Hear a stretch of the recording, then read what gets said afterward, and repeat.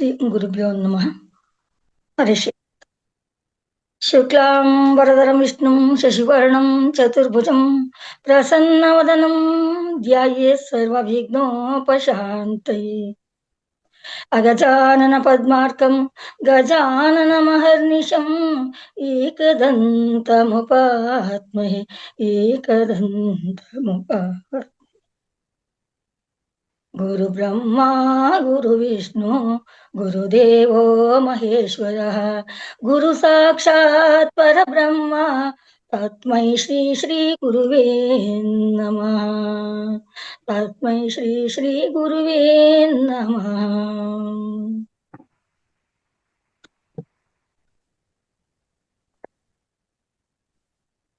ಗಜಾನನ ಸ್ವಾಮಿ ಗಜಾನನ ಗಜಾನನ ಸ್ವಾಮಿ ನಿನ್ನವನ ಗಜಾನನ ಸ್ವಾಮಿ ಗಜಾನನ ಗಜಾನನ ಸ್ವಾಮಿ ನಿನ್ನವನ. ತಂದೆ ಮಹಿಪತಿ ನದನ ಸಾರಥಿ ತಂದೆ ಮಹಿಪತಿ ನಂದನ ಸಾರಥಿ ಇಂದೆನ್ನನು ಧರಿಸು ಗಜಾನನ ಇಂದೆನ್ನನು ಧರಿಸು ಗಜಾನನ ಗಜಾನನ ಸ್ವಾಮಿ ಗಜಾನನ ಗಜಾನನ ಸ್ವಾಮಿ ಗಜಾನನ ಗಜಾನನ ಸ್ವಾಮಿ ಗಜಾನನ. ಹರೇ ಶ್ರೀನಿವಾಸ. ನಮಸ್ತೆ ಆಲ್ ಮಾಸ್ಟರ್ಸ್. ಕೇಳಿಸ್ತಾ ಇದೆಯಲ್ಲ ಮೇಡಮ್? ಕೇಳಿಸ್ತಾ ಇದೆ ಮೇಡಮ್, ಕೇಳಿಸ್ತಾ ಇದೆ. ಪರ್ಫೆಕ್ಟ್ ಆಗಿದ್ದೀರಾ ಮಾತಾಡಿ. ನಮ್ಮ ಎಲ್ಲ ಆತ್ಮ ಬಂಧುಗಳಿಗೂ ವಂದಿಸುತ್ತಾ, ಮೊದಲಿಗೆ ಈ ನಮ್ಮ ಆನಾಪಾನಾಸತಿಯನ್ನು ಈ ಎಲ್ಲ ನಮ್ಮ ಕೆಳವರ್ಗದ ಎಲ್ಲ ಅಲ್ಪ ಸಣ್ಣ ವಯಸ್ಸಿನಿಂದ ಹಿಡಿದು ದೊಡ್ಡ ವಯಸ್ಸಿನವರೆಗೂ ಎಲ್ಲ ಸುಲಭ ಒಂದು ಸಾಧನೆ ಮಾಡುವಂತ ರೀತಿಯನ್ನು ಕಲಿಸಿದಂತ ಪತ್ರಿಜಿಯವರಿಗೂ ಹಾಗೂ ಈ ವೇದಿಕೆಯನ್ನು ಸೃಷ್ಟಿ ಮಾಡಿ ನಿಮ್ಮೆಲ್ಲರನ್ನು ಒಂದು ಒಟ್ಟಿಗೆ ಕುಳಿತು ನಾವೆಲ್ಲರೂ ಒಂದಾಗಿ ಬಾಳ್ವೆಯ ರೀತಿಯನ್ನು ಅರಿತುಕೊಳ್ಳಲು ಅವಕಾಶ ಮಾಡಿಕೊಟ್ಟು ಈ ಒಂದು ವೇದಿಕೆಯನ್ನು ಸ್ಥಾಪಿಸಿದಂತ ರಂಗನಾಥ್ ಸರ್ ಅವರಿಗೂ ಲಕ್ಷ್ಮೀ ರಂಗನಾಥ್ ಅವರಿಗೂ ವಂದಿಸುತ್ತಾ, ಹಾಗೆ ನನ್ನ ಜನ್ಮದಾತರಿಗೂ ನನ್ನ ಎಲ್ಲ ಒಂದು ಕೆಳಮಟ್ಟದಿಂದ ಈ ಮಟ್ಟಕ್ಕೆ ತಂದ ನನ್ನ ಎಲ್ಲ ಗುರು ವರ್ಗದವರಿಗೂ ವಂದಿಸುತ್ತಾ, ಈ ದಿನ ನಾನು ಆಯ್ಕೆ ಮಾಡಿಕೊಂಡಿರುವ ವಿಷಯ ಅಂತ ಅಂದ್ರೆ ಮಾನವ ಜನ್ಮ ಒಂದು ಮಹತ್ವ, ಮಾನವ ಜನ್ಮದ ಮಹತ್ವ ಅಂತ. ಮಾನವ ಜನ್ಮ ಅಂತಂದ್ರೆ ಈಗ ನಾವು ನಿನ್ನೆ ರಾತ್ರಿ ಕೂಡ ಎಲ್ಲ ಕೇಳಿದ್ವಿ, ಮಾನವ ಜನ್ಮ ಯಾವ್ದ್ರಿಂದ ಆಗಿರುತ್ತೆ, ಪಂಚಭೂತಗಳು ಪಂಚ ತತ್ವಗಳು ಇದೆಲ್ಲದ್ರ ಬಗ್ಗೆ ನಮ್ಗೆಲ್ಲಾ ದಿನ 8 ದಿವಸದಲ್ಲಿ 2-3 ದಿನ ಬರೀ ಇದ್ರ ಬಗ್ಗೆನೇ ಎಲ್ಲ ವಿಷಯಗಳು ನಮ್ಮ ಸೀನಿಯರ್ ಮಾಸ್ಟರ್ಗಳು ನಮ್ಗೆ ತಿಳುವಳಿಕೆ ಕೊಡ್ತಾ ಇರ್ತಾರೆ. ಇದಕ್ ಮೊದ್ಲೇ ನಾವು ಮನುಷ್ಯ ಹುಟ್ಟಿದೀವಿ, ಬಂದಿದೀವಿ, ತಂದೆ ತಾಯಿಗಳು ನಮ್ಮನ್ನು ಪಡೆದಿದ್ದಾರೆ, ನಾವು ಅವ್ರಿಗೆ ಮಾಡ್ಬೇಕು, ಒಂದ್ ಜೀವನ ಮಾಡ್ಬೇಕು, ಬದುಕ್ಬೇಕು, ಇಷ್ಟು ಮಾತ್ರ ನಮ್ಗೆ ಗೊತ್ತಿತ್ತು.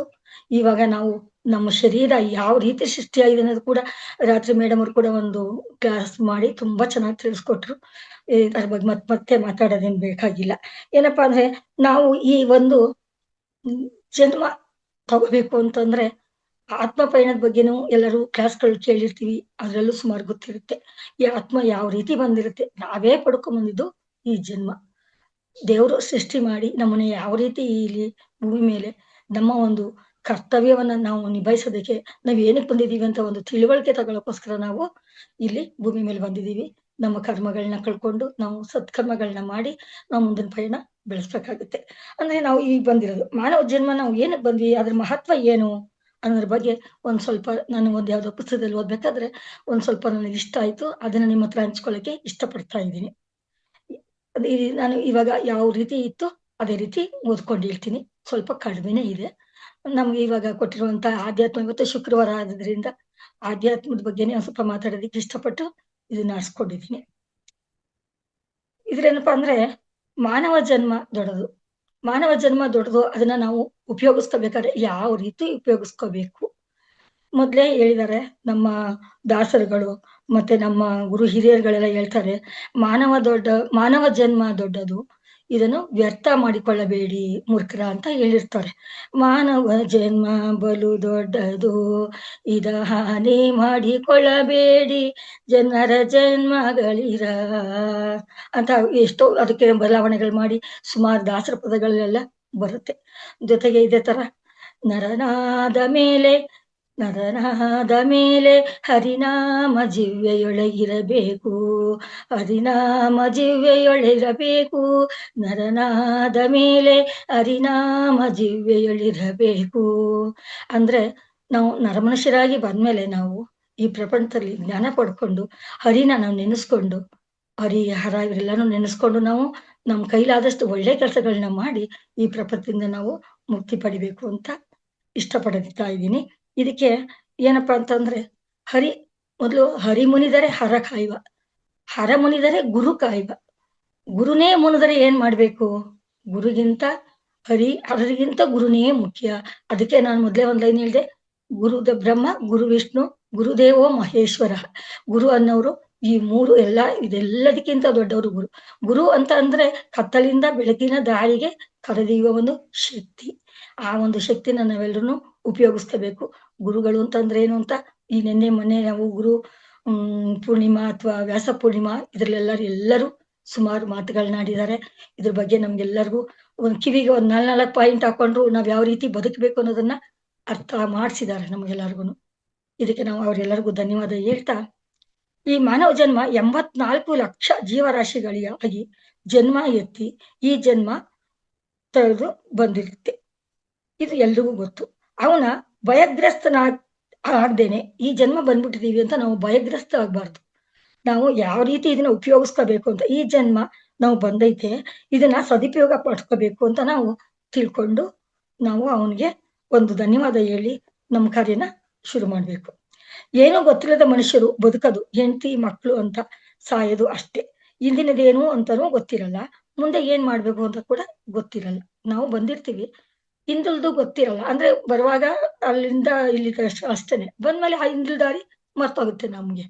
ಅದರಿಂದ ನಾವಿಲ್ಲಿ ಬಂದಿದ್ದೀವಿ, ಬಂದ್ಮೇಲೆ ನಮ್ಗೆ ಹೆಂಡತಿ ಮಕ್ಕಳು ದೊಡ್ಡವರಾಗ್ತೀವಿ, ಓದ್ತೀವಿ, ಬರಿತೀವಿ, ಒಂದು ಸಾಧನೆಗೆ ಅಂತ ಒಂದು ಸಂಸಾರ ಸಾಗಿಸೋದಕ್ಕೆ ಅಂತ ಒಂದು ವೃತ್ತಿ ಕೈಗೊಳ್ತೀವಿ. ಆ ವೃತ್ತಿ ಆದ್ಮೇಲೆ ಮಕ್ಕಳು ಮರಿ ಈ ತರ ಸಂಸಾರ ಸಾಗಿಸಿ ನಾವು ಕೊನೆ ಮಾಡೋದು ಅಷ್ಟೇನಾ? ಅಲ್ಲ. ಅದ್ರ ಜೊತೆಗೆ ನಾವೇನಾದ್ರೂ ಸಾಧನೆ ಕೂಡ ಮಾಡ್ಬೇಕು. ಆ ಸಾಧನೆ ಅಂತಂದ್ರೆ ಏನು ಅಂದ್ರೆ, ಈ ಸಿಕ್ಕಿದ ಮನುಷ್ಯ ಜನ್ಮನ ಬಹಳ ಶ್ರೇಷ್ಠವಾದದ್ದು ಅಂತ ಗೊತ್ತಾದ್ಮೇಲೆ ಕ್ಷಣಕ್ಕೂ ಅದನ್ನ ನಾವು ಅರ್ಥ ಮಾಡ್ಕೋಬೇಕು, ವ್ಯರ್ಥ ಮಾಡ್ಕೋಬಾರ್ದು. ಅರ್ಥ ಮಾಡ್ಕೊಂಡು ಈ ಮನುಷ್ಯ ಜೀವನ ಏನಕ್ಕೆ ಬಂದಿದೆ, ಜೀವ ಏನಕ್ಕೆ ಬಂದಿದೆ ಅದನ್ನ ನಾವು ಅರ್ಥ ಮಾಡ್ಕೊಂಡ್ಬಿಟ್ಟು ಬದುಕಾಗತ್ತೆ. ಮನುಷ್ಯ 84 ಲಕ್ಷ ಜೀವರಾಶಿ ಜನ್ಮ ಎತ್ತಿ ಬಂದ್ಮೇಲೆ ನಾವು ಮನುಷ್ಯ ಜನ್ಮಕ್ಕೆ ಬಂದಿರೋದು. ಮತ್ತೆ ಇನ್ನೊಂದು ಈ ಜನ್ಮದಲ್ಲಿ ಸಾಧನೆ ಮಾಡದೆ ಇದ್ದಂಥದ್ದನ್ನ ಮತ್ತೆ ಇನ್ಯಾವುದೇ ಜನ್ಮದಲ್ಲಿ ನಾವು ಮಾಡಕ್ ಸಾಧ್ಯ ಆಗಿರಲ್ಲ. ಯಾಕೆಂದ್ರೆ ಈ ಒಂದು ಜನ್ಮಕ್ಕೆ ಮಾತ್ರ ಮಾತಾಡೋದಾಗ್ಲಿ, ಅರಿವಾಗ್ಲಿ, ಇದ್ರ ಬಗ್ಗೆ ಎಲ್ಲ ತಿಳುವಳಿಕೆ ಕೊಟ್ಟು ಕಳ್ಸಿರುವಂತದ್ದು ನಮ್ಮ ಈ ಮಾನವ ಜನ್ಮಕ್ಕೆ ಮಾತ್ರ.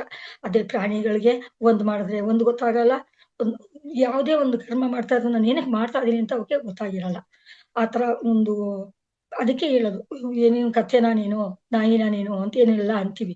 ಏನೋ ತಿಳುವಳಿಕೆ ಇಲ್ಲದೆ ಮಾಡುವಂತ ಕೆಲಸಗಳು ಮಾಡಿದಾಗ ಮನುಷ್ಯರುಗಳು ಕೂಡ ನಾವು ಕಥೆಗೆ ನಾಯಿಗೆಲ್ಲ ಕೂಡ ಹೋಲಿಸ್ತಾ ಇರ್ತೀವಿ. ಯಾಕೆ ಅಂತಂದ್ರೆ ಕೋತಿ ಹೆಂಗ್ ಆಡ್ತಾನೆ ನೋಡು, ಕೋತಿ ಹೆಂಗ್ ಆಡ್ತಾನೆ ಅಂತಾರೆ. ಏನಕ್ಕೆ? ಅದಕ್ಕೆ ತಿಳುವಳಿಕೆ ಇಲ್ಲ. ನಾವು ಮಾಡ್ತಾ ಇರೋದು ತಪ್ಪ ಸರಿ ನಾನು ಅರಿವು ಅದಕ್ಕೆ ಇರಲ್ಲ.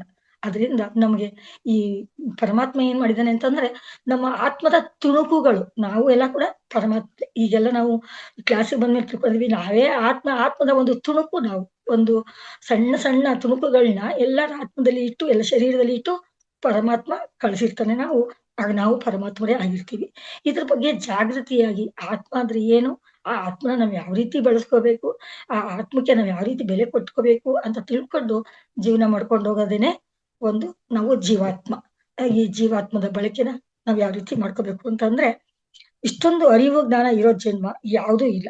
ಇದೇ ಪವಿತ್ರವಾದ ಜನ್ಮ. ಈ ಜನ್ಮದಲ್ಲಿ ಎಲ್ಲಾ ಅರಿವು, ಸುಳಿವು, ಸತ್ಯ, ಯಾವುದು ಅಸತ್ಯ ಎಲ್ಲ ಮತ್ತು ಯಾವುದು ನಾಶ ಆಗತ್ತೆ, ಯಾವುದು ಅವಿನಾಶ, ಇದೆಲ್ಲ ನಮ್ಗೆ ಗೊತ್ತಾಗಿದೆ. ನಾಶ ಆಗುವಂತದ್ದು ಯಾವುದು, ನಾವು ನಾಶ ಆಗದೆ ಇರುವಂತ ಪರ್ಮನೆಂಟ್ ಇರುವಂತದ್ದು ಯಾವುದು, ಈ ಜ್ಞಾನ ಭಕ್ತಿ ಇದೆಲ್ಲ ನಾವು ರೂಢಿಸ್ಕೊಂಡು ಹೋಗ್ತಾ ಇರ್ಬೋದು. ಇವಕ್ಕೆಲ್ಲಕ್ಕೆ ನಾಶ ಏನಿಲ್ಲ, ಇಷ್ಟೇ ಮಾಡ್ಬೇಕು ಅಂತ ಇಲ್ಲ. ನೋಡಿ, ಊಟ ತಿಂಡಿ ಒಂದು ಅಡಿಗೆ ಮಾಡಿರ್ತೀವಿ, ಇವತ್ತು ಅನ್ನ ಮಾಡಿದ್ದು ನಾಳೆ ಬೆಳಗ್ಗೆ ಅಷ್ಟೇನೆ. ಇದಕ್ಕಿಷ್ಟು ಟೈಮು ಅಂತ ಒಂದಿರುತ್ತೆ. ಆ ಟೈಮಲ್ಲಿ ಅದು ಹಾಳಾಗೋಗ್ಬಿಡುತ್ತೆ. ಆದ್ರೆ ಈ ಜ್ಞಾನ, ಭಕ್ತಿ, ವೈರಾಗ್ಯ, ಧ್ಯಾನ ಇದಕ್ಕೆಲ್ಲ ನಾಶ ಏನಾದ್ರು ಇದೆಯಾ? ಇಲ್ಲ. ಇದೆಲ್ಲ ಏನಾದ್ರು ನಾವು ಮಾಡ್ಕೊಂಡು ನಾವ್ ಎಷ್ಟು ವೃದ್ಧಿ ಮಾಡ್ಕೊಂಡು ಹೋಗ್ತೀವಿ, ಅಷ್ಟು ಮತ್ತು ಇಂಪ್ರೂವ್ ಆಗ್ತಾ ಇರುತ್ತೆ. ಒಂದು ವಿದ್ಯೆ ಕೂಡ ಅಷ್ಟೇನೆ. ವಿದ್ಯಾ ದಾನ ಅದು ಅಷ್ಟೇ. ಯಾರಿಗೆ ನಾವು ಕೊಟ್ಟಷ್ಟು ಅವರು ಒಂದು ಹೇಳ್ತಾ ಇರ್ತಾರೆ. ಯಾರೇ ಒಂದು ವಿದ್ಯೆದ ಬಗ್ಗೆ ಹೇಳಿದಾಗ ನಾವು ಅವ್ರಿಗೆ ವಿದ್ಯಾವಂತರಿಗೆ ಬೆಲೆ ಕೊಡ್ಬೇಕು. ಚಿಕ್ಕವರಾಗಿರ್ಲಿ, ದೊಡ್ಡವರಾಗಿರ್ಲಿ ಒಂದು ಒಳ್ಳೇದ್ ಹೇಳ್ದಾಗ ಅವ್ರ ಹತ್ರ ಕೂಡ ನಾವು ಗ್ರಹಿಸ್ಕೊಳ್ಳುವಂಥದ್ದು ಶಕ್ತಿನ ಮಾಡ್ಕೋಬೇಕು. ಇದಿಷ್ಟಾದ್ರೆ ಮತ್ತೆ ಇದನ್ನೆಲ್ಲ ಮುಗಿಸ್ಕೊಂಡ್ ಬರ್ತಿದ್ದಂಗೆ ನಾವು ಕೊನೆಯಲ್ಲಿ ಏನ್ ಮಾಡ್ತೀವಿ, ಈ ಜನ್ಮ ನಾವ್ ಇಷ್ಟೇನೆ ನಾವು ಬಂದಿರೋದು ಅಂತ ತಿಳ್ಕೊಂಡ್ಬಿಟ್ಟಿರ್ತೀವಿ. ಇಷ್ಟೊತ್ತಿಗೆ 106 ಜನ್ಮ ಪ್ರವಚನಗಳ ಮಾಡಿ ಎಲ್ಲಾ ಕ್ಲಾಸ್ಗಳು ಕೇಳಿ ಎಲ್ಲ ಮಾಡಿ ನಾವು ತಿಳುವಳಿಕೆ ಬಂದಿರುತ್ತೆ. ಅಂದ್ರೆ ಬರೀ ಪ್ರವಚನ ಮಾಡ್ತಾ ಕೇಳಿಸ್ಕೊಂಡ್ಬಿಟ್ರೆ ಸಾಕಾ? ಅರಿವು ಬಂತಾ? ಸಾಕಾ ಇದಿಷ್ಟೇನೆ ನಮ್ಗೆ? ಇಲ್ಲ. ಅವಾಗ ಏನ್ ಮಾಡ್ಬೇಕು, ನಾವು ಕೃತಿಗಿಳಿಬೇಕು. ಕೃತಿಗಿಳಿಬೇಕು ಅಂತಂದ್ರೆ ಬರೀ ಮಾತುಗಳಾಡ್ಕೊಂಡು, ಬರೀ ಬೋಧನೆ ಮಾಡ್ಕೊಂಡಿದ್ರೆ ಏನು ಸಾಧನೆ ಆಗಲ್ಲ. ಆಗ ಸಾಧನೆ ಮಾಡ್ಬೇಕು ಅಂತಂದ್ರೆ ನಾವು ಗುರು ವಾಕ್ಯ ಪರಿಪಾಲನೆ ಮಾಡ್ಬೇಕು. ಅಂದ್ರೆ ಈಗ ನಮ್ಗೆ ಈ ಸಾಧು ಸಂತರಾಗ್ಲಿ, ಇವರೆಲ್ಲ ಏನ್ ಬರೀ ಮಾತಾಡ್ಕೊಂಡೇ ಕಾಲ ಕಳೆದ್ರಾ? ಇಲ್ಲ. ಅವ್ರೇನ್ ಮಾಡಿದಾರೆ, ಸಂತರು ಹೇಳೋ ಒಂದು ವಾಕ್ಯ ಪಾಲಿಸಿದ್ರು ಸಾಕು ನಾವು ಜೀವನ ಸಾರ್ಥಕತೆ ಮಾಡ್ಕೋಬಹುದು. ಈ ರಮಣ ಮಹರ್ಷಿ ಆಗ್ಲಿ, ಇನ್ನು ಎಷ್ಟೋ ಜನ ನಾವು ಯೋಗಿಗಳ ಬಗ್ಗೆ ಯೋಗೇಶ್ವರ ಅವ್ರೆಲ್ಲರ್ದು ನಾವು ಸುಮಾರು ತಿಳ್ಕೊಂಡಿದೀವಿ. ಇವ್ರೆಲ್ಲರೂ ಮಾಡಿರೋದ್ರಲ್ಲಿ ನಾವು ಪರ್ಸೆಂಟೇಜ್ ಒಂದ್ ತುಣುಕ್ನಾದ್ರೂ ಅವ್ರ ಮಾತುಗಳನ್ನ ನಾವು ಆಲಿಸಿದ್ರು ಕೂಡ ನಾವು ನಮ್ ಜನ್ಮನ ಸಾರ್ಥಕತೆ ಮಾಡ್ಕೋಬಹುದು. ಜೊತೆಗೆ ಗುರುಗಳ ಸೇವೆ, ಭಗತ್ ಸೇವೆ ಅಂತ ನಾವು ಅತಿಥಿ ಸತ್ಕಾರ ಮತ್ತೆ ನಾಮಸ್ಮರಣೆ ಇವೆಲ್ಲನೂ ಮಾಡ್ಕೊಂಡು ಬೆಳಿಗ್ಗೆಯಿಂದ ಸಂಜೆ ತನಕ ಬರೀ ಬೇಯಿಸೋದು, ತಿನ್ನೋದು, ಉಡೋದು, ತೊಡೋದು ಇಷ್ಟೇ ಅಲ್ಲ. ನಾವು ಬಂದಿರೋದು ಇದಕ್ಕೆಲ್ಲ ಅನ್ನೋದನ್ನ ತಿಳ್ಕೋಬೇಕು. ಅದ್ರಿಂದೇ ಗುರುಗಳು, ಸತ್ಸಂಗ, ಈ ಸಾಂಗತ್ಯಗಳನ್ನ ಮಾಡ್ಕೊಂಡ್ರೆ ನಮ್ಗವ್ರು ತುಂಬಾ ತಿಳುವಳಿಕೆನ ಕೊಡ್ತಾರೆ. ಇಷ್ಟೇ ಮನುಷ್ಯನ ಕೈಲಿ ಸಾಧನೆ ಮಾಡಕ್ಕಾಗೋದು ಅಂತ ತಿಳ್ಕೊಂಡ್ಬಿಟ್ಟು ನಾವು ಬರೀ ತಿನ್ನೋದೇ, ಮಾಡದೆ ಇವೆಲ್ಲ ಮಾಡ್ಕೊಂಡು ಇದ್ಬಿಟ್ರಾಗಲ್ಲ. ನಮ್ಮ ಒಂದು ಸುಖಗಳನ್ನ, ಆಸೆಗಳನ್ನ ಕೂಡ ತೊರಿತಾ ಬರ್ಬೇಕು. ಆಹಾರ ಮತ್ತು ಅಪಾರವಾದ ಆಹಾರದ ಮೇಲೆ ಆಸಕ್ತಿ ಆಗ್ಲಿ, ಒಂದು ಬಟ್ಟೆ, ಬರೀ ಶೃಂಗಾರ ಇದ್ರ ಮೇಲೆ ಆಗ್ಲಿ ತುಂಬಾ ಆಸಕ್ತಿ ಆಗ್ಲಿ ಇಟ್ಕೊಂಡಿರ್ಬಾರ್ದು. ಇವೆಲ್ಲ ಏನು ಸುಮ್ನೆ ನಮ್ಗೆ ಇವೆಲ್ಲ ಕಷ್ಟ ಕೊಡ್ತಾವಷ್ಟೇನೆ. ಏನಾದ್ರು ಸಂಪಾದನೆ ಮಾಡ್ಬೇಕು ಅಂತಂದ್ರೆ ಇದನ್ನೆಲ್ಲ ಸಂಪಾದನೆ ಮಾಡ್ಬೇಕಾದ್ರೆ ಕಷ್ಟ. ಇದೇನು ಶಾಶ್ವತ ಅಲ್ಲ. ಈ ಶಾಶ್ವತ ಅಲ್ಲದೆ ಬದುಕೋಸ್ಕರ ನಾವು ತುಂಬಾ ಕಷ್ಟಪಡುವಂಥದ್ದೇನೂ ಇಲ್ಲ. ನಾವೇನ್ ಮಾಡ್ಬೇಕು, ಯಾವಾಗ ನಮ್ಗೆ ಈ ಒಂದು ಗುರು ಸಾನ್ನಿಧ್ಯ ಸಿಗುತ್ತೆ, ಅವ್ರ ಬೋಧನೆಗಳನ್ನ ಕೇಳ್ತಾ ಅವರೆಲ್ಲ ಸನ್ಮಾರ್ಗಿಗಳಾಗಿರೋದ್ರಿಂದಾನೇ ಅವರು ನಮ್ಮನ್ನ ಒಂದು ಮಾರ್ಗಕ್ಕೆ ಕರ್ಕೊಂಡು ಹೋಗಕ್ಕೆ ಹೇಳ್ತಾರೆ. ಅದರಿಂದ ಸತ್ಸಂಗ ಮತ್ತು ಗುರು ಬೋಧನೆಗಳು ಎಲ್ಲಿ ನಡೆಯುತ್ತೋ, ಎಲ್ಲಿ ಭಜನೆಗಳು, ದೇವರ ಆರಾಧನೆಗಳು ಇಂಥ ಕಡೆ ಇರುತ್ತೋ ಅಲ್ಲಿ ನಾವು ಅರ್ಧ ಗಂಟೆನಾದ್ರೂ ಕೂತ್ಕೊಂಡು ಕೇಳಿಸ್ಕೊಂಡು, ಆ ಕೇಳಿಸೋದನ್ನ ಮನನ ಮಾಡಿ ಅದನ್ನ ಕಾರ್ಯಕ್ಕೆ ತರಬೇಕು, ಕಾರ್ಯಗತ ಮಾಡ್ಕೋಬೇಕು ಮನೇಲಿ ಬಂದು. ಅದನ್ನ ನಮ್ಗೆ ತಿಳಿಸ್ಕೊಡ್ತಾ ಇದ್ದಾರೆ. ನಾವು ಆಡಂಬರದ ಬದುಕೋಸ್ಕರ ನಾವು ಎಷ್ಟು ದಿವಸ ಬದುಕಿದ್ರು ಒಂದಿನ ಅಲ್ಲಿ ಹೋಗ್ಲೇಬೇಕಲ್ವಾ? ಅದನ್ನ ನಾವು ಎಷ್ಟೇ ದಿವಸ ಇದ್ರೂನು ನಶ್ವರ ಈ ಶರೀರ ನಶ್ವರ ಅಂತ ತಿಳ್ಕೋಬೇಕು. ಇದು ಶರೀರ, ಆತ್ಮ ಮಾತ್ರ ಶಾಶ್ವತ, ಶರೀರ ಅಶಾಶ್ವತ. ಇದ್ರ ಬಗ್ಗೆ ನಮ್ಗೆ ಗೊತ್ತಾಯ್ತು ಅಂದಾಗ್ಲೇ ಈ ಶರೀರಕ್ಕೆ ನಾವ್ ಎಷ್ಟು ಮಾಡಿದ್ರು ಅಷ್ಟೇ ಇಲ್ವಾ ಅಂತ ತಿಳ್ಕೊಂಡು ನಾವು ಮುಂದಕ್ಕೆ ನಾವು ಹೋಗ್ತಾ ಇರ್ಬೇಕಾಗುತ್ತೆ. ಶಾಶ್ವತವಾದನ್ನ ನಾವು ಕೊಡ್ತೀನಿ ಅಂದಾಗ ಆ ದೇವ್ರ ಹತ್ರ ಯಾಕೆ ಬೇಡಬಾರ್ದು? ಅವನು ಶಾಶ್ವತವಾಗಿರೋ ಬದುಕು ಕೊಡ್ತೀನಿ ನಿಮ್ಗೆ, ನೀವು ಒಳ್ಳೇದ್ ಕಲ್ತ್ಕೊಂಡು ಬನ್ನಿ ಅಂತ ಅವರು ಒಂದ್ ಸತ್ಸಂಗದಲ್ಲಿ ಕೇಳಿ ಮಾತಾಡ್ತಾರೆ ಅಂದಾಗ ನಾವು ಅಲ್ಲಿ ಅರ್ಧ ಗಂಟೆ ಕೂತ್ಕೊಂಡು ಕೇಳ್ಕೊಂಡು ಬಂದು ಅದನ್ನ ನಾವು ಮನನ ಮಾಡ್ಕೊಂಡು ಮತ್ತೆ ಅದನ್ನ ನಾವು ನಮ್ ಕಾರ್ಯಗತ ಮಾಡ್ಕೋಬೇಕು.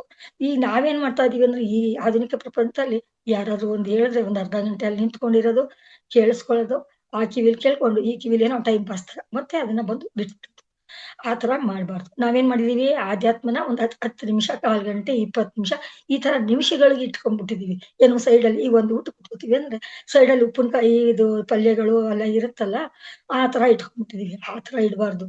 ನಾವು ಮಧ್ಯದಲ್ಲಿ ಆಹಾರನ ಯಾವ ತರ ಇಟ್ಕೊಂಡು ತಿಂತೀವಿ, ಅದೇ ತರ ಜಾಸ್ತಿ ಭಾಗನ ಆಧ್ಯಾತ್ಮಕ್ಕೆ ಕೊಟ್ಕೊಂಡು ನಾವು ಸೈಡಲ್ಲಿ ಒಂದ್ ಸ್ವಲ್ಪ ನಮ್ಮ ಕರ್ತವ್ಯಗಳಿಗೋಸ್ಕರ ಸೈಡಲ್ಲಿ ಇಟ್ಕೋಬೇಕು ಸಮಯನ. ಅದ್ರಿಂದ ಅದು ಅಲ್ಲದೆ ನಾವು ಇವಾಗ ಎಲ್ಲ ನಮ್ಮ ಕರ್ತವ್ಯಗಳನ್ನ ಮುಗಿಸಿ ಒಬ್ಬ ಮನುಷ್ಯ ಒಂದು ಪ್ರೌಢಾವಸ್ಥೆ, ಊಟದ ಶಿಶು ಅವಸ್ಥೆ, ಅದಾದ್ಮೇಲೆ ಪ್ರೌಢಾವಸ್ಥೆ, ಪ್ರೌಢಾವಸ್ಥೆ ಆದ್ಮೇಲೆ ಯೌವನಾವಸ್ಥೆ ಮತ್ತೆ ಸಂಸಾರಿಕ ಅವಸ್ಥೆ. ಸಂಸಾರದಲ್ಲೆಲ್ಲ ನಮ್ಗೆಲ್ಲಾ ತಿಳುವಳಿಕೆನೂ ಬಂದಿರುತ್ತೆ. ನಾವು ಒಂದು ತಂದೆ ತಾಯಿಯರಾಗಿ ಮತ್ತೆ ಮಾತಾಪಿತೃಗಳಾದ ತಕ್ಷಣ ನಮ್ಮ ಕರ್ತವ್ಯಗಳನ್ನ ನಾವು ಮಾಡಿ ಮಕ್ಕಳುಗಳಿಗೆ ಒಂದು ತಿಳುವಳಿಕೆ ಹೇಳಿ ಅವ್ರನ್ನ ಒಂದ್ ಸರಿ ದಾರಿ ತಂದಾದ್ಮೇಲೆ ನಾವು ಆಧ್ಯಾತ್ಮ ಕಡೆಗೆ ತುಂಬಾನೇ ಗಮನ ಕೊಡ್ಬೇಕಾಗತ್ತೆ. 24 ಗಂಟೆ ಟೈಮು ಕೂಡ ನಾವು ಆಧ್ಯಾತ್ಮದಲ್ಲೇ ಇರ್ಬೇಕು ಅಂತ ಹೇಳ್ತಾ ಇಲ್ಲ.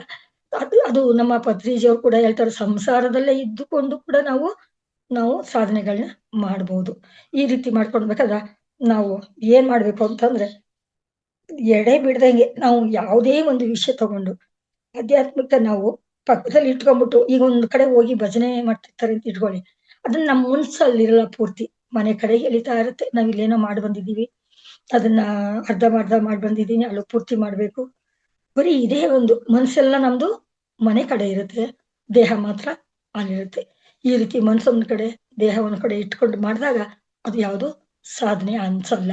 ಅದು ಒಂದು ನಮ್ಗೆ 2 ದೋಣಿ ಮೇಲೆ ಕಾಲಿಡೋದು ಅಂತಾರಲ್ಲ. ಒಂದು ತಿಟ್ಟು ಒಂದು ಇದು ಬಯಲು ಸೇರಕ್ಕಾಗಲ್ಲ. ಒಂದು ಹೊಳೆನಲ್ಲಿ ಹೋಗ್ಬೇಕಾದ್ರೆ 2 ಕಡೆ ದೋಣಿ ಇದ್ದಾಗ, ಒಂದ್ ದೋಣಿ ಮೇಲೆ ಮಾತ್ರ ನಾವು ಪ್ರಯಾಣ ಮಾಡ್ಬೇಕಾಗುತ್ತೆ. 2 ದೋಣಿ ಮೇಲೆ ನಾವು ಪ್ರಯಾಣ ಮಾಡಕ್ಕೆ ಆಗಲ್ಲ. ಆ ರೀತಿ ನಾವು ಎಡೆ ಬಿಡದೆ ಇದ್ದಂಗೆ ಗುರು ಸೇವೆ, ಮತ್ತೆ ಸತ್ಪುರುಷರ ಸಹವಾಸ, ಮತ್ತೆ ಅವ್ರು ಮಾತಾಡಿದ್ದನ್ನ ನಾವು ಕೇಳಿಸ್ಕೊಳ್ಳೋದು, ಅದನ್ನ ಮನನ ಮಾಡ್ಕೊಳ್ಳೋದು. ಈ ರೀತಿ ಎಲ್ಲ ನಾವು ಸಹವಾಸನೇ ಅಷ್ಟೇ. ನಮ್ಗೆ ಬೇಕು ಅಂದಾಗ ಒಳ್ಳೆ ದೊಡ್ಡ ದೊಡ್ಡ ಸಹವಾಸ ಮಾಡಿದಾಗ ಸಹವಾಸದಂತೆ ಬುದ್ಧಿ ಅಂತ ಮೊದ್ಲೇ ಹೇಳ್ತಾರೆ. ಯಾವುದೇ ಒಂದು ಸಹವಾಸ ಮಾಡಿದಾಗ ಅವ್ರ ಹತ್ರ ಇರುವಂತ 80% ಸದ್ಗುಣಗಳನ್ನ ನಾವು ಆರಿಸ್ಕೋಬೇಕಾಗುತ್ತೆ. ಇನ್ನು 20% ನಮ್ದನ್ನ ನಾವು ಬಳಕೆ ಮಾಡ್ಕೊಂಡು ನಾವು ಜೀವನ ಮಾಡ್ತಾ ಇರ್ಬೇಕಾಗುತ್ತೆ. ಈ ರೀತಿ ಮಾಡ್ಕೊಂಡ್ರು ನಾವು ಸಾಧನೆ ಮಾಡ್ಬೇಕು. ಈ ಸಾಧನೆಯಲ್ಲಿ ಮೋಕ್ಷಕ್ಕೆ ದಾರಿಗೆ ಅಂತಾನೇ ನಾವು ಸಾಧನೆ ಮಾಡ್ಬೇಕು ಅಂತಿಲ್ಲ. ಈ ನಾವು ಬಂದಿರುವಂತ ಒಂದು ದಾರಿ ಒಳ್ಳೇದಿದೆ ಅಂತ ತಿಳ್ಕೊಂಡು ನಾನೊಬ್ರೇ ಮೋಕ್ಷಕ್ಕೆ ಹೋದ್ರೆ ಸಾಕ, ನಾನೊಬ್ಬ ಧ್ಯಾನ ಮಾಡಿದ್ರೆ ಸಾಕ, ಆ ರೀತಿ ಅನ್ಕೋಬಾರ್ದು. ನಾವು ಬೇರೆಯವ್ರು ಕೂಡ ನಾವು ತಿಳಿದಿರುವಂತ ಒಳ್ಳೆ ವಿಷಯಗಳನ್ನ ನಾವು ಬೇರೆಯವ್ರಿಗೂ ಹಂಚ್ಬೇಕು.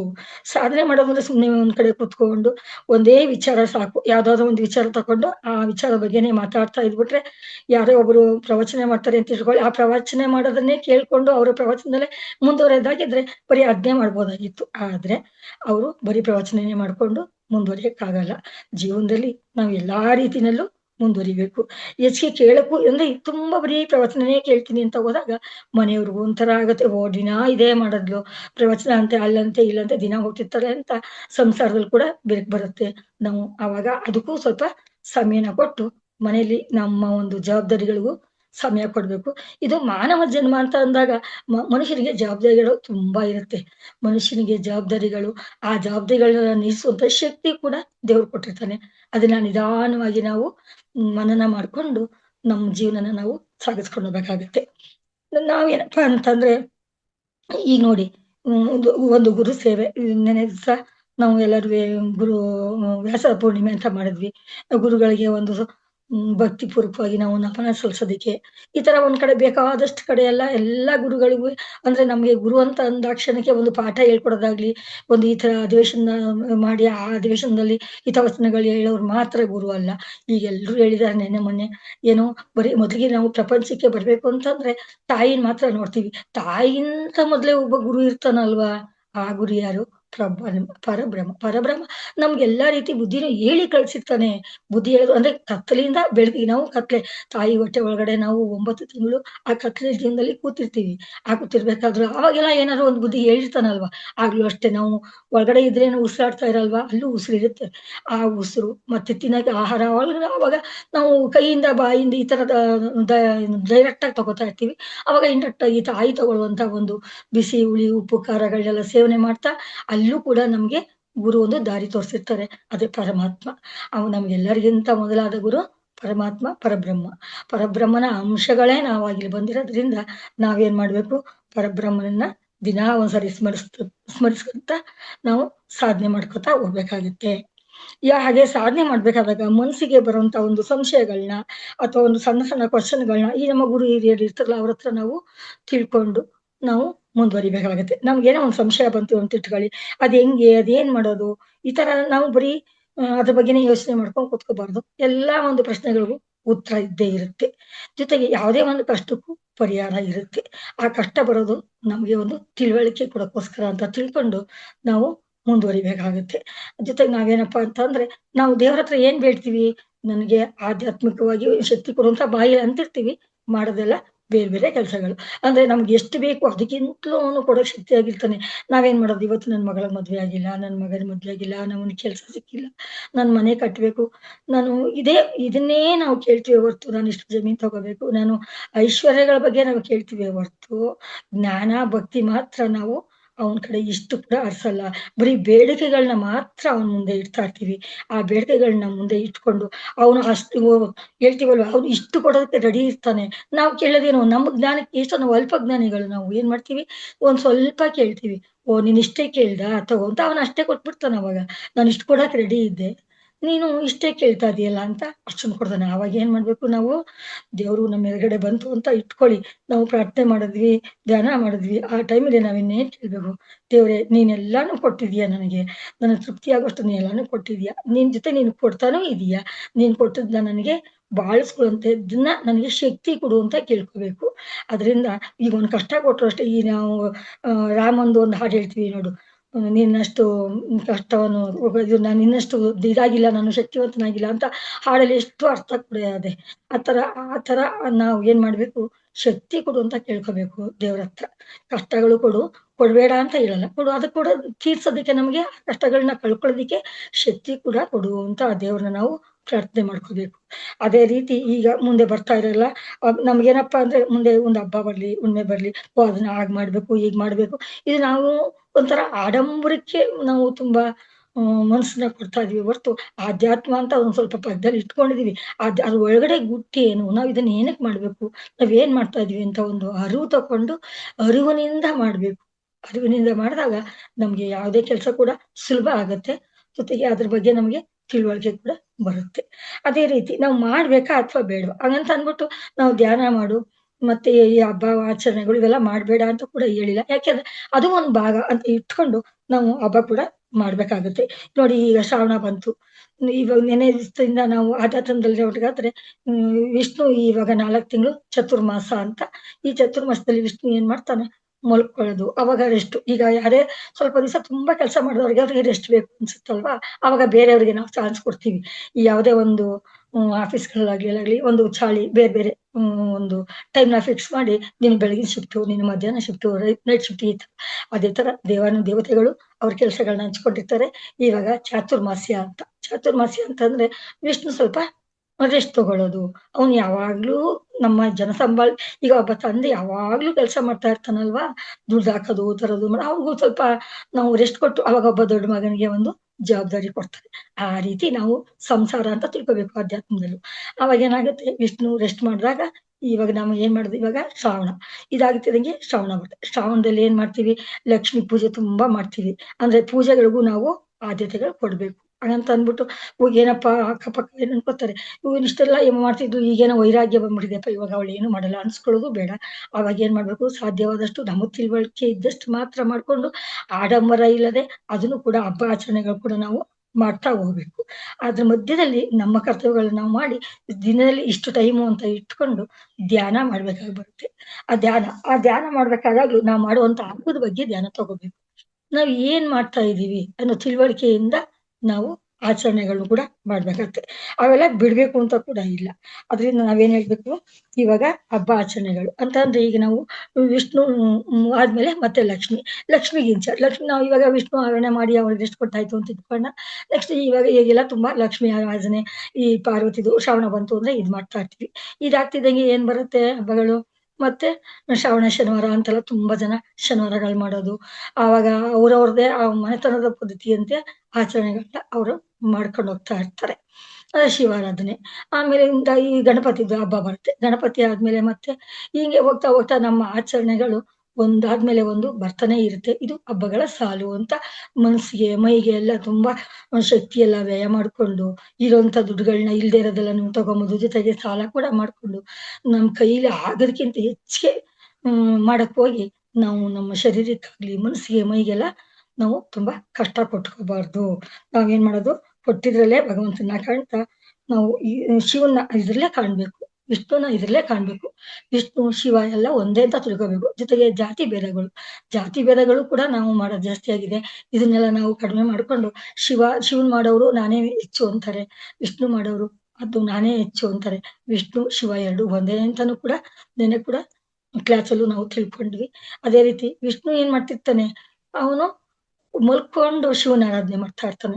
ಶಿವ ಏನ್ ಮಾಡ್ತಾನೆ, ಕೂತ್ಕೊಂಡು ಧ್ಯಾನ ಮಾಡ್ತಾ ಇರ್ತಾನೆ. ಇವೆರಡು ನಮ್ ಕಣ್ಣು ಮುಂದೆ ಕಾಣುವಂತ ಒಂದೊಂದು ಪಿಕ್ಚರ್. ಏನು, ಯಾವುದೇ ಒಂದು ಕ್ಯಾಲೆಂಡರ್ ಆಗ್ಲಿ, ಒಂದು ಫೋಟೋದಲ್ಲಾಗ್ಲಿ ಅವ್ರಿಬ್ರು ಒಂದು ದರ್ಶನ ಕೊಡುವಂತ ರೀತಿ ನೋಡಿದ್ರೆ ನಮ್ಗೆ ಅದೇ ರೀತಿ ಅಂತ ಅನ್ಕೋತೀವಿ. ಅದರಿಂದ ನಾವು ಕೂಡ ನಮ್ ಕೈಲಾದಷ್ಟು ಶಕ್ತಿ ನಾವು ಇದು ಧ್ಯಾನಕ್ಕೆ ತುಂಬಾ ಶಕ್ತಿ ಏನ್ ಬೇಕಿಲ್ಲ. ಸುಲಭ ಮಾರ್ಗ ಹೇಳ್ಕೊಟ್ಟಿದ್ದಾರೆ. ಆ ಸುಲಭ ಮಾರ್ಗನ ಉಪಯೋಗಿಸ್ಕೊಂಡು ನಾವು ಧ್ಯಾನ ಆನಾಪಾನಸತಿ ಮಾರ್ಗ ಅನ್ಕ ಸಣ್ಣ ಮಕ್ಕಳಿಂದ 5 ವರ್ಷದ ಮಗುನಿಂದನೂ ಶುರು ಮಾಡ್ಕೊಂಡು ನಾವು 80, 90 ವರ್ಷ ನಮ್ಮ ಕೂತ್ಕೊಳ್ಳೋ ಶಕ್ತಿ ಇರೋ ತನಕನೂ ಕೂತು ನಾವು ಧ್ಯಾನ ಮಾಡ್ಬೋದು. ಆ ಧ್ಯಾನದಲ್ಲಿ ನಾವು ನಮ್ಮ ಹಿಂದಿನ ಜನ್ಮದ್ದು ಅಥವಾ ಮುಂದೆ ಮಾಡ್ಬೇಕಾಗಿದ್ದು ಇದೆಲ್ಲಾನು ನಾವು ಮಾಡ್ತಾ ಇರೋದು. ಇದು 3 ಸ್ಥಿತಿಗಳನ್ನು ಕೂಡ ನಾವು ಅನುಭವಿಸ್ಬೋದು. ಅದರಿಂದ ನಾವು ಧ್ಯಾನ ಮಾಡೋದನ್ನ ಮಕ್ಕಳಿಂದನೂ ಶುರು ಮಾಡ್ಬೇಕು. ಒಂದು ದಿನದಲ್ಲಿ ಅವ್ರವ್ರ ವಯಸ್ಸಿಗೆ ತಕ್ಕಂತೆ ಈಗ 5 ವರ್ಷದ ಮಗು ಅಂದ್ರೆ ಒಂದು 5 ನಿಮಿಷ ಸೈಲೆಂಟಾಗಿ ಕೂತ್ಕೊ ಅಂತ ಹೇಳ್ಕೊಟ್ರೆ ಮಕ್ಕಳುಗಳು ಕೂತ್ಕೊಳ್ಳುವಂಥದ್ದನ್ನ ನಮ್ಮನ್ನ ನೋಡಿ ಆಮೇಲೆ ಇನ್ನೊಂದೇನಪ್ಪಾ ಅಂದ್ರೆ ನಾವು ದೊಡ್ಡವ್ರು ಏನ್ ಮಾಡ್ತೀವಿ ಅದನ್ನೇ ಅನುಕರಣೆ ಮಾಡುವಂಥದ್ದು ಮಕ್ಕಳುಗಳು. ಅದರಿಂದ ನಾವು ದೊಡ್ಡವರಾದವರು ನಾವು ಒಂದು ಒಳ್ಳೊಳ್ಳೆ ಆಧ್ಯಾತ್ಮದ ಬಗ್ಗೆನೇ ಮಕ್ಕಳುಗಳನ್ನ ಕರ್ಕೊಂಬರ್ಬೇಕು. ಈಗ ಮಾಂಸಾಹಾರ ಮಾಡೋದು ಅವ್ರ ಮನೆ ಪದ್ಧತಿ ಆಗಿದ್ರುನು ಬಿಡುವಂಥದ್ದೇನು ಕಷ್ಟ ಆಗಿಲ್ಲ. ಎಷ್ಟೋ ಜನ ಈಗ ನಮ್ಮ ಆಧ್ಯಾತ್ಮದಲ್ಲಿ ಬಂದಾಗ ಮಾಂಸಾಹಾರಗಳ ತ್ಯಾಜ್ಯ ಮಾಡಿದ್ದಾರೆ. ಅದರಿಂದ ನಾವೇನ್ ಮಾಡ್ಬೇಕು ಮಕ್ಕಳುಗಳಿಗೆ ಈ ಚಿಕ್ಕ ವಯಸ್ಸಿಂದನೂ ಆಧ್ಯಾತ್ಮದ ಬಗ್ಗೆ ಕೂಡ 5 ನಿಮಿಷ, 10 ನಿಮಿಷ 10 ವಯಸ್ಸಿನವ್ರಿಗೆ 15 ನಿಮಿಷ ಜೊತೆಗೆ ಸ್ವಲ್ಪ ದೊಡ್ಡ ಮಟ್ಟಿಗೆ ಬರ್ತಾ ಅವ್ರಿಗೆ ಓದೋದು ಬರೆಯೋದು ಜಾಸ್ತಿ ಇರ್ಬೋದು. ಅದ್ರಲ್ಲೂ ಅವ್ರಿಗೆ ಸ್ವಲ್ಪ ಸಮಯಾವಕಾಶ ಸಿಕ್ದಾಗೆಲ್ಲ ಅವ್ರ ವಯಸ್ಸಿನಷ್ಟನ್ನ ಅವರು ಧ್ಯಾನ ಮಾಡೋದಕ್ಕೆ ನಾವು ಅವಕಾಶ ಕೊಡಿ ಅಂತ ಹೇಳ್ತಾ ನಾವುಗಳು ಕೂಡ ಮಾಡುವುದನ್ನ ಅವರು ಅನುಸರಣೆ ಮಾಡೋದ್ರಿಂದ ನಾವು ಮೊದ್ಲೇ ಗಾದಿ ಅಲ್ವಾ ಹಿರಿಯಕ್ಕನ ಸಾಲು ಮನೆ ಮಂದಿಗೆಲ್ಲ ಅಂತಾರೆ. ಆತರ ನಾವು ದೊಡ್ಡವರು ಸರಿಯಾಗಿದ್ದಾಗ ಅವ್ರು ಕೂಡ ನಮ್ಮನ್ನ ಫಾಲೋ ಮಾಡ್ಕೊಂಡ್ ಬರ್ತಾರೆ. ಒಂದು ಎತ್ತು ಇದು ವ್ಯವಸಾಯದಲ್ಲಿ ಗಾಣ ಅಂತೆಲ್ಲ ಅವಾಗ ಮಾಡ್ತಿದ್ರು. ಗಾಣಕ್ಕೆ ಒಂದ್ ಎತ್ತು ಕಟ್ಟಿರ್ತಾರೆ. ಆ ಎತ್ತೇನ್ ಮಾಡತ್ತೆ ಅದು ಅವ್ರದೇ ಒಂದು ಸುತ್ತಾನೇ ಇರುತ್ತೆ. ಅದ್ರದ್ದು ಒಂದೇ ಒಂದಿತ್ತು ಅದು ಏನ್ ಮಾಡುತ್ತೆ ಆ ಗಾಣ ಸೇರ್ಕೊಂಡು ತಿರ್ತಾನೇ ಇರುತ್ತೆ. ಆ ತರ ನಮ್ದು ಬರೀ ಆಧ್ಯಾತ್ಮನೇ ಅಲ್ಲ ಅಥವಾ ಧ್ಯಾನನೇ ಅಲ್ಲ. ನಾವ್ ಏನ್ ಮಾಡ್ತಾ ಇದ್ರೆ ಅದನ್ನೇ ಮಾಡುವಂತದ್ದಲ್ಲ. ಜೊತೆಗೆ ನಾವು ಸುತ್ತಲೂ ಪ್ರಪಂಚನೂ ನಾವು ಅರಿವೆ ಮಾಡ್ಕೊಂಡು ನಾವು ಜೀವನನ ಸಾಗಿಸ್ಬೇಕಾಗತ್ತೆ. ಜೊತೆಗೆ ಒಂದು ಕಳ ಅಂತ ಇರುತ್ತೆ. ರೈತರು ಗೊತ್ತಿರುತ್ತೆ ಕಣ ಅಂತ ಮಾಡ್ತಾರೆ. ಆ ಕಣದಲ್ಲಿ ಪಕ್ಕಕ್ಕೆ ಎತ್ತುಗಳನ್ನೆಲ್ಲ ಕಟ್ಟಿರ್ತಾರೆ. ಮೊದ್ಲು ಒಂದ್ ಎತ್ತು ಆ ಸುತ್ತಾ ಇದ್ರೆ ಬೇರೆ ಎತ್ತುಗಳು ಕೂಡ ಅದೇ ರೀತಿ ಅದೇ ಒಂದ್ ನಡಿಗೆ ಅದು ಕಾಲು ಒಂಥರ ಯಾವ ರೀತಿ ಮಿಲಿಟರಿ ಅವರು ಸ್ಟೆಪ್ ಆಗ್ತಾರೆ ಆ ತರ ಮಾಡ್ಕೊಂಡು ಹೋಗ್ತಾರೆ. ಅದೇ ರೀತಿ ನಾವು ಮನೇಲಿ ಕೂಡ ತುಂಬಾ ಚೆನ್ನಾಗಿ ನಾವು ಮನೇಲಿ ಒಬ್ರು ದೊಡ್ಡವರು ಯಾವ ರೀತಿ ಬೆಳಗ್ಗೆ ಎದ್ದು ನಡ್ಕೋತೀವಿ ಅದನ್ನ ಅನುಸರಿಸ್ಕೊಂಡು ಹೋಗುವಂತ ಒಂದು ಶಕ್ತಿ ಮನೆ ಮಂದಿಯವರಿಗೆಲ್ಲ ಬರೋ ರೀತಿ ನಾವು ಸನ್ನಿವೇಶನ ಕ್ರಿಯೇಟಿವ್ ಮಾಡ್ಬೇಕಾಗುತ್ತೆ. ಅದರಿಂದ ನಾವೇನ್ ಮಾಡ್ಬೇಕು ಬೆಳಗ್ಗೆ ಎದ್ದು ನಾವು ನಮ್ಮನ್ನ ಸರಿ ಮಾಡ್ಕೊಂಡು ಹೋಗ್ಬೇಕು. ಬೆಳಗ್ಗೆ ಎದ್ದ ತಕ್ಷಣ ನಾವು ಆಧ್ಯಾತ್ಮದ ಬಗ್ಗೆನೇ ನಾವು ಮುಂದುವರ್ಕೊಂಡು ಹೋಗ್ತಾ ಇದ್ದಾಗ ಅವ್ರು ಕೂಡ ಅದೇ ಬರ್ತಾರೆ. ಮನೇಲಿ ಬೇರೆ ಬೇರೆ ವ್ಯವಸ್ಥೆಗಳೆಲ್ಲ ಮಾಡಿ ಬಾಯಿ ಬಂದಂಗೆ ಬೈಯೋದಾಗ್ಲಿ ಅವಾಚ್ಯ ಪದಗಳನ್ನ ಮಾತಾಡೋದಾಗ್ಲಿ ಮಾಡ್ತಾ ಇದ್ದಾಗ ಅವ್ರಿಗೂ ಕೂಡ ಅವರೇ ಮಾಡ್ತಾರೆ ನಾವು ಮಾಡಿದ್ರೇನು ಅಂತ ಅವರು ಗುರುವಿನ ಶಿಷ್ಯರು ಅನುಸರಿಸ್ತಾರೆ ಅಂತೀವಲ್ಲ ಆ ರೀತಿ ಆಗ್ಬಿಡುತ್ತೆ. ಅದರಿಂದ ನಾವು ಮನೇಲಿ ಆಧ್ಯಾತ್ಮಕ್ಕೂ ಬೆಲೆ ಕೊಡ್ತಾ ಬೆಳಿಗ್ಗೆ ಎದ್ದು ನಮ್ಮ ಕರ್ತವ್ಯಗಳು ಏನು ಅನ್ನೋದನ್ನ ಜ್ಞಾನೋದಯ ಮಾಡ್ಕೊಂಡು ಜೊತೆಗೆ ಧ್ಯಾನಕ್ಕೆ ನಾವು ಮೊದ್ಲು ಬೆಳಿಗ್ಗೆ ಎದ್ದ ತಕ್ಷಣ ಹಾಸಿಗೆಯಿಂದ ಏಳ್ಬೇಕಾದ್ರೇನೆ ನಾವು ನನ್ನ ಕರ್ತವ್ಯ ಏನು ಇವತ್ತು ಅನ್ನೋದನ್ನ ನಾವು ಅರ್ಥ ಮಾಡ್ಕೋಬೇಕು. ಅಲ್ಲೇನೇ ವ್ಯಾಯಾಮ ಶುರು ಮಾಡ್ಬೇಕು. ಹೆಂಗಸರುಗಳಿಗೆ 24 ಗಂಟೆ ಟೈಮ್ ಕೂಡ ಸಾಕಾಗಲ್ಲ ಅಂತ ಹೇಳ್ತಿರ್ತೀವಿ. ಅಯ್ಯೋ ಎಷ್ಟಿದ್ರು ಸಾಕಾಗಲ್ಲ. ಚಾಮುಂಡೇಶ್ವರಿ ತರ 4 ಕೈ 6 ಕೈ ಬೇಕಾಗುತ್ತೆ ನಮ್ಮ ಮನೆ ಕೆಲ್ಸಕ್ಕೆ ಅಂತ ಹೇಳ್ಕೊತೀವಿ. ಆದ್ರೆ ಅದ್ರ ಮಧ್ಯೆ ನಾವು ಟೈಮ್ ಮಾಡ್ಕೊಂಡು ನಾವು ಧ್ಯಾನಕ್ಕೆ ಒಂದು ಸಮಯನ ಕೊಟ್ಕೊಂಡು ಒಂದ್ ದಿನದಲ್ಲಿ 2 ಅಥವಾ 3 ಟೈಮ್ ನಾವು ಧ್ಯಾನಕ್ಕೆ ನಾವು ಪ್ರಾಮುಖ್ಯತೆನ ಕೊಡ್ಬೇಕಾಗುತ್ತೆ. ಧ್ಯಾನದಲ್ಲಿ ಎಷ್ಟು ಉಪಯೋಗ ಇದೆ ಅನ್ನೋದನ್ನ ನಾವು ತಿಳ್ಕೋಬೇಕು. ಮನುಷ್ಯ ಹುಟ್ಟಿದ್ಮೇಲೆ ಬರೀ ನಮ್ಮ ಒಂದು ಶರೀರ ಯಾವ ರೀತಿ ಬಂದಿದೆ ಅದನ್ನ ಸಾಕಣೆ ಅದು ನಾವು ಏನೇ ತಿನ್ಲಿ ಅದು ಗೊತ್ತಿರುತ್ತೆ. ಇಷ್ಟಿಷ್ಟು ಅಂಶ ಮಾಂಸ ಮಜ್ಜೆ ಇದು ರಕ್ತ ಇದಕ್ಕೆಲ್ಲ ಹೋಗುತ್ತೆ ನಾವು ತಿನ್ನೋ ಆಹಾರದಲ್ಲಿ ಅಂತ ಕೂಡ ಎಲ್ಲ ತಿಳುವಳಿಕೆ ತಗೊಂಡಿದೀವಿ. ಅದರಿಂದ ಬರೀ ತಿನ್ನೋದೇ ಜೀವನ, ಉಸಿರಾಡೋದೇ ಜೀವನ, ನಾವು ಆಚೆಗೆ ಹೋಗೋದೇ ಜೀವನ ಈ ತರ ಅಲ್ಲ. ಎಲ್ಲದ್ರಲ್ಲೂ ಸಮಭಾಗ ಮಾಡ್ಕೊಂಡು ಒಂದೇ ತರ ಅಡ್ಗೆ ಮಾಡ್ಕೊಂಡು ನಾವು ಊಟ ಮಾಡಲ್ಲ ನೋಡಿ ಕುತ್ಕೊಂಡು. ಆಗ ತಟ್ಟೆಲಿ ಎಷ್ಟು ಐಟಮ್ ಇರುತ್ತೆ ಎಲ್ಲಾರು ಸೇರಿದಾಗ ಒಂದು ಜೀವಕ್ಕೆ ಒಂದು ಶಕ್ತಿ ಬರುತ್ತೆ. ಅದೇ ರೀತಿ ನಾವು ಆಧ್ಯಾತ್ಮದಲ್ಲಿ ಎಲ್ಲಾನು ಸೇರಿಸ್ಕೊಂಡು ಮುಖ್ಯವಾಗಿ ನಾವು ಧ್ಯಾನಕ್ಕೆ ಆದ್ಯತೆ ಕೊಡ್ಬೇಕು. ಬೆಳಗ್ಗೆ ಎದ್ದು ನಾನ್ ಮಾಡ್ಬೇಕಾದ ಕರ್ತವ್ಯದಲ್ಲಿ ಇವತ್ತು 3 ಟೈಮು ನಾನು ಧ್ಯಾನ ಮಾಡ್ಬೇಕು ಅನ್ನೋ ಒಂದು ಸಂಕಲ್ಪ ಮಾಡ್ಕೊಂಡು ಧ್ಯಾನಕ್ಕೆ ಅವಕಾಶ ಕೊಟ್ಕೊಂಡು ಅದು 10 ನಿಮಿಷ ಆಗಿರ್ಲಿ ಆ ಧ್ಯಾನದ ಆ ಟೈಮಲ್ಲಿ ನಮ್ಗೆ ಎಷ್ಟು ಒಂಥರ ಮೈಂಡ್ ಫ್ರೆಶ್ ಆಗುತ್ತೆ ಅನ್ನೋದನ್ನ ಅರ್ಥ ಮಾಡ್ಕೊಂಡು ಮಕ್ಳಿಗೂ ಹೇಳ್ತಾ ಇರ್ಬೇಕು ನೀವ್ ಮಾಡಿ ಅಂತ. ಅವಾಗ ಈ ಮೊದ್ಲು ಕಬ್ಬಲ್ಲಿ ಇರೋ ರುಚಿನ ನಾವು ಯಾರಿಗಾದ್ರೂ ವರ್ಣನೆ ಮಾಡಿ ಹೇಳಕ್ಕಾಗಲ್ಲ. ಅದನ್ನ ಸವಿಯಕ್ ಕೊಟ್ಟಾಗ ಮಾತ್ರ ಅದು ಗೊತ್ತಾಗುತ್ತೆ.